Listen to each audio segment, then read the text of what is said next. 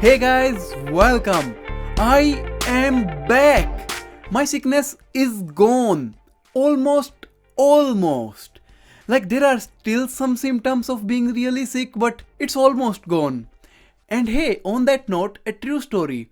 When I was sick, I had to go and attend a class, and silly me forgets to take the hanky, and sooner than later, my nose started flowing. That's a game over. There's no coming back from that. But hey, I'm almost back to my normal self, which feels really good after being heavily humiliated. So the Samsung Galaxy S11 is going to feature a camera setup unlike nothing we have ever seen before. There are many new features coming to the Galaxy S11 which I'm going to talk about today. There are I think 6 new features we are going to talk about, so watch it till the end. So the very first feature is the Galaxy S11's capability to record 8K videos at 30 frames per second. You heard me right. 8K videos at 30 FPS. To my knowledge, there's no other smartphone which records 8K, and even the most high-end cameras max out at 4K. So 8K is the craziest thing to do on just a smartphone. And I'm sure that 99% of you guys don't even have a 8K TV to watch all those recordings at. The next impressive feature is something called a director's view. It's a software feature which lets you capture cinematic video from all the cameras, even from the selfie shooter at the same time, and tie them all together in a cinematic way.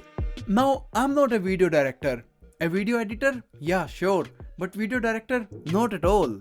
So I don't really know how to get the most out of it, but from my limited knowledge on this topic, it looks kind of similar to the Filmic app present for the iPhone 11 Pro. This video explains the application much better, so I will link it down for you guys to check it out later.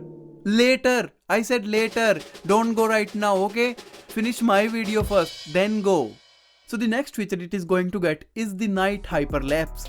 It is pretty clear from the name that what it means. It seems like the existing hyperlapse mode with an integrated night mode. I think it is for beautiful shots like this one. It even says that you need to hold your device steady. So that's why I think the astronomical photography is going to be the main point of the Galaxy S11's night mode hyperlapse. Now we come down to the vertical panoramas. It's not really that impressive, it's just taking panoramas in vertical position instead of horizontal. You can do that on the Galaxy S10s, just ignore the warnings and continue the panning of the panorama. Not really all that much impressive, but it's a feature Samsung is providing us, so yee I guess. Now this is one of the most important new additions. It's called single take photo. Honestly, it sounds the coolest, but I am a bit confused about how it works. It says, and I quote, "Start shooting to capture the scene in a series of pictures and short videos. Pan around slowly for about 15 seconds and keep it steady." So what exactly do we use this feature for is not clear to me. If you guys understood the reason behind this feature, you can let me know in the comment section, but I'm like kind of in the vague right now.